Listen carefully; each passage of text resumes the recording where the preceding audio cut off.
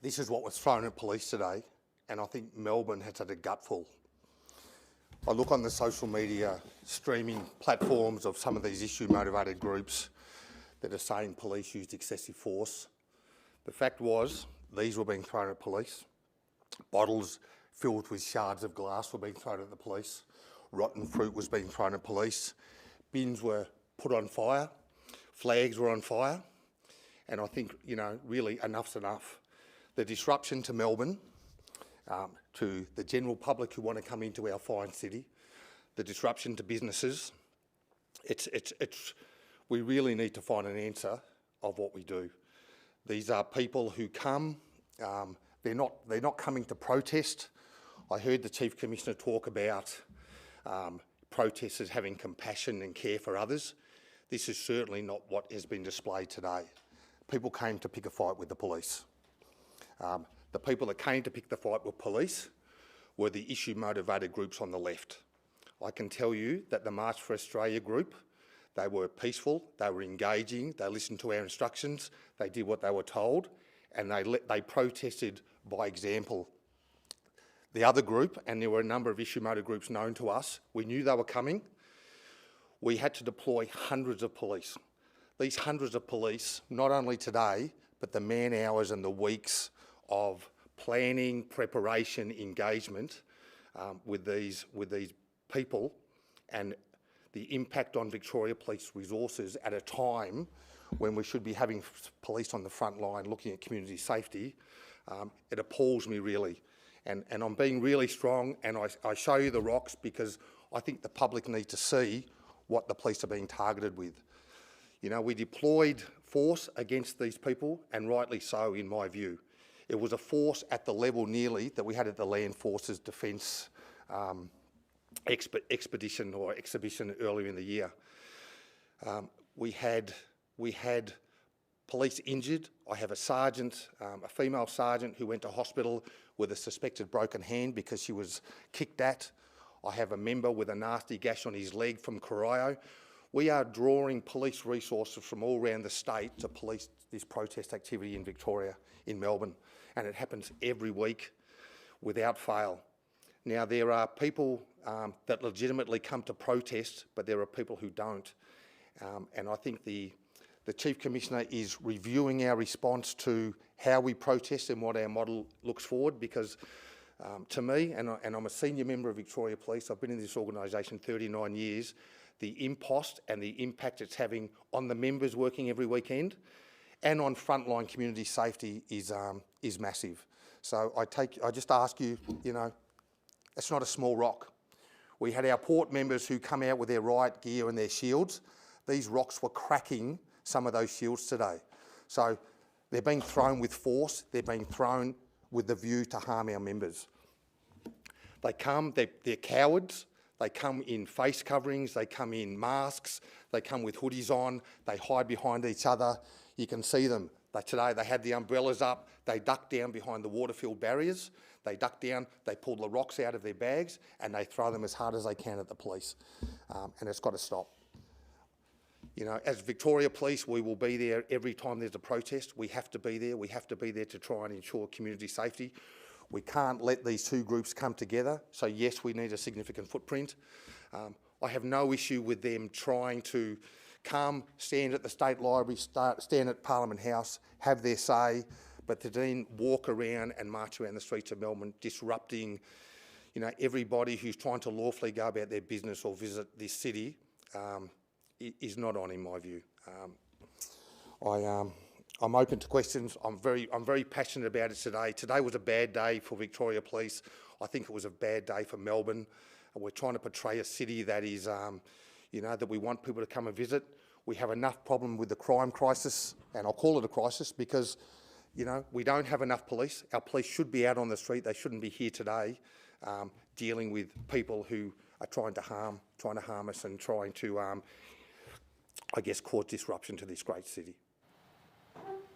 Obviously there was, thousands of protesters. How many would you say were the harmful ones actually doing this sort of crap? So we have, if I give you, look, When the rocks were being thrown and when items were being thrown at the police, I would probably say that on both sides today there was probably 800 to 1,000 on each side.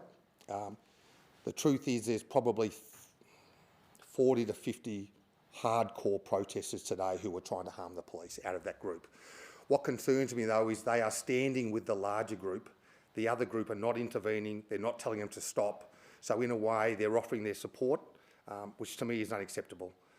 So although it was only a small group who were throwing the projectiles, they're within a larger group that's supporting them, and that's a concern. And obviously there was one man arrested. I guess how will the police go about finding these 40 to 50 hardcore offenders? Look, the truth is it's difficult. We are investigating all these offenders who we identify on our cameras are followed up, but the truth is they come. They are wearing hoodies, they are wearing masks, they've got face coverings, they've got long sleeves, they're not displaying anything that's obvious to us to investigate. We really we rely on a whole range of information and intelligence sources to try and identify these people, but proving who was throwing the rocks, it's a really difficult task, but we investigate it anyway, and we hope that we get a result, because we don't want these people coming to future protests and putting people in harm's way. So you're anticipating more arrests? I'm anticipating more arrests. Every time we have a major demonstration in the city where there's criminality, they get allocated to local detectives from Melbourne CIU. They follow it up, and we've had a lot of success in the past. So yes, I'm hoping for more arrests and anticipating more arrests. That one man arrested, can you tell us a bit about, the circumstances around his arrest? So that was in relation to the female member who had the broken hand. There was a scuffle. A person was going to be arrested. They fell to the ground, and then this person used their feet and kicked out at the members. So they were arrested for assault police. How disappointing is it? I can feel, the frustration from police on the ground there, but even so from yourself. Tell us, I suppose, about that emotion, about how frustrating it is. It's really frustrating. So every weekend, we have, like on this occasion, and we don't disclose the numbers deliberately, but we have hundreds of people allocated. These are people who work all week on the divisional van or at the police stations trying to keep their local community safe. Then they go home and they say on the weekend, they say to their loved ones or their family members, I have to go and work in the city. So there's no respite. We look at our organisation where members are getting tired, where people are going off sick in record numbers. We are down on vacancies, as you all know.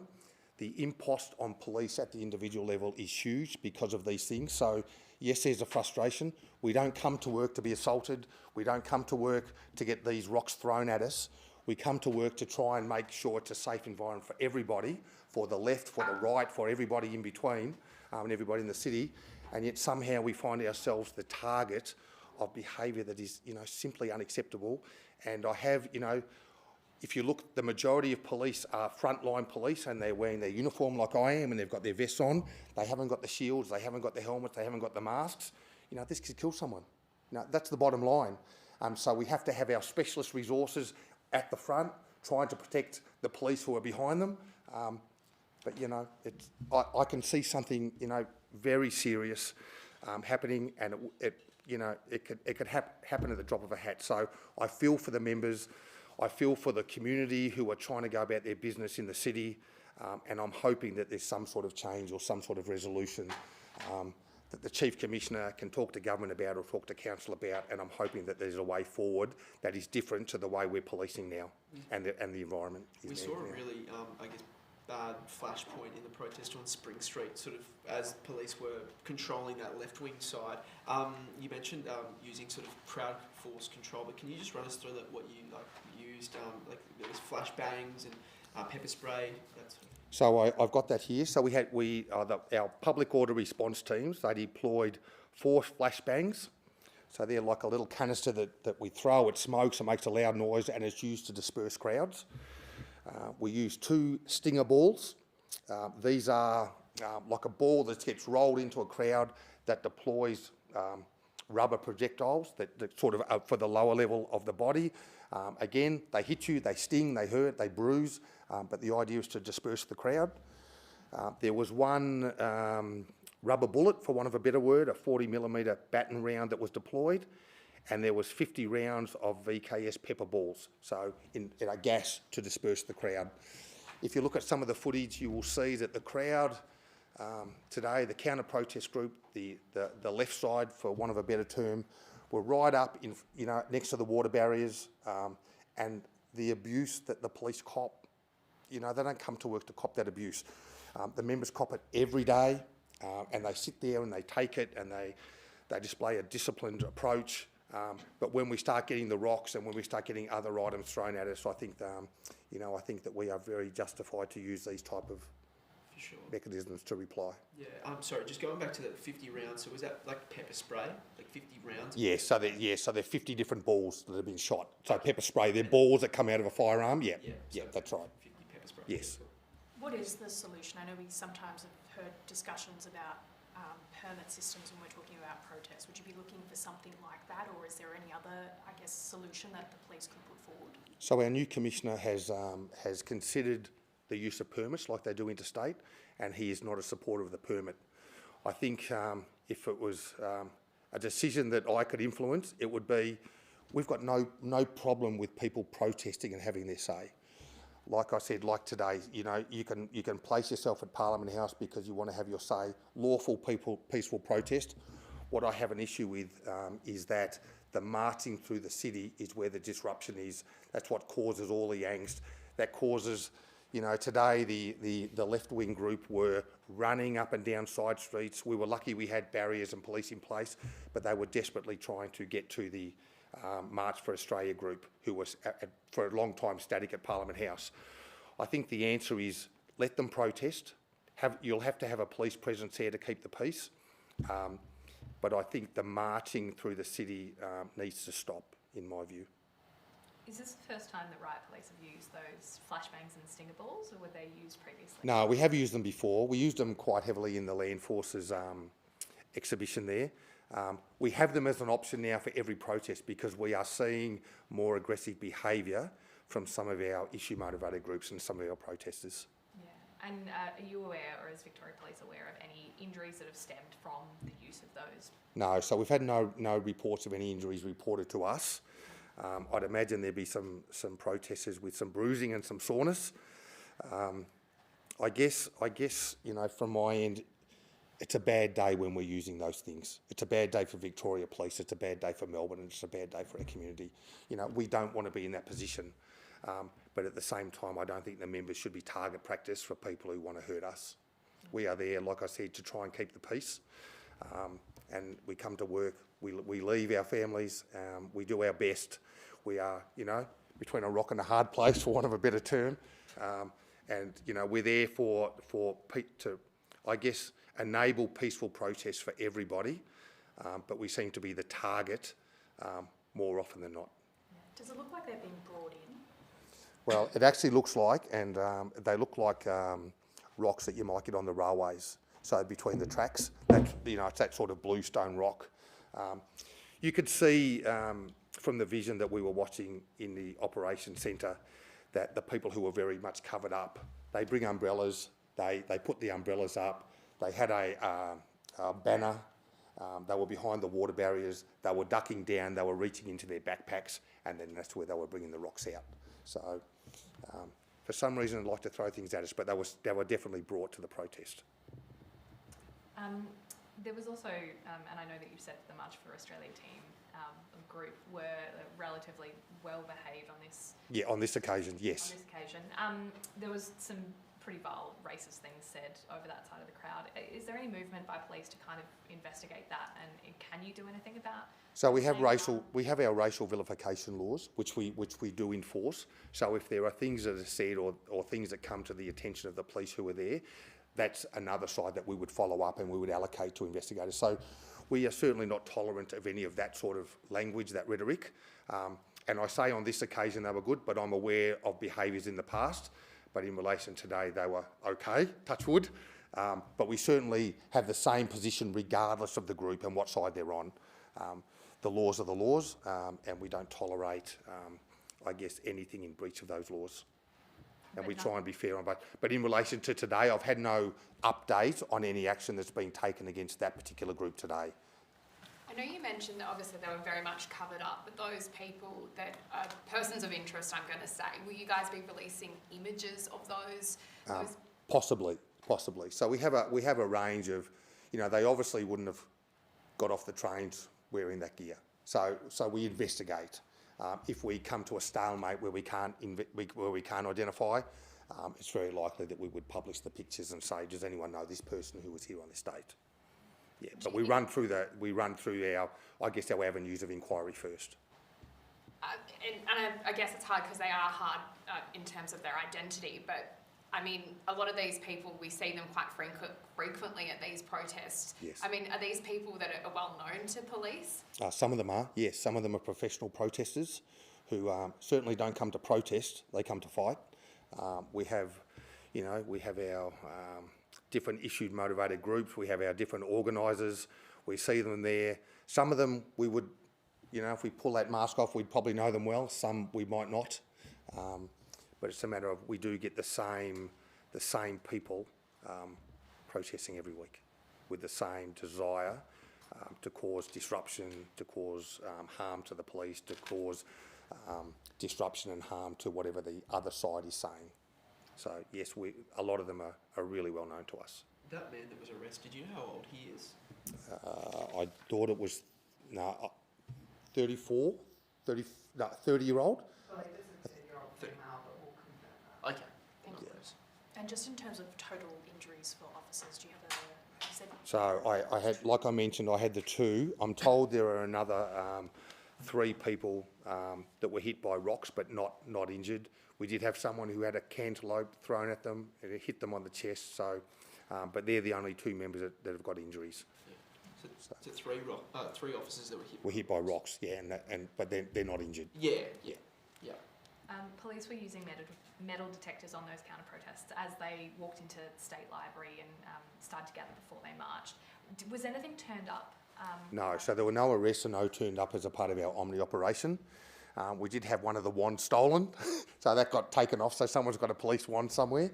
But no, there were no arrests. So we use that for a purpose because we know people are going to bring weapons and different things to these protests, just because of our experience shows that.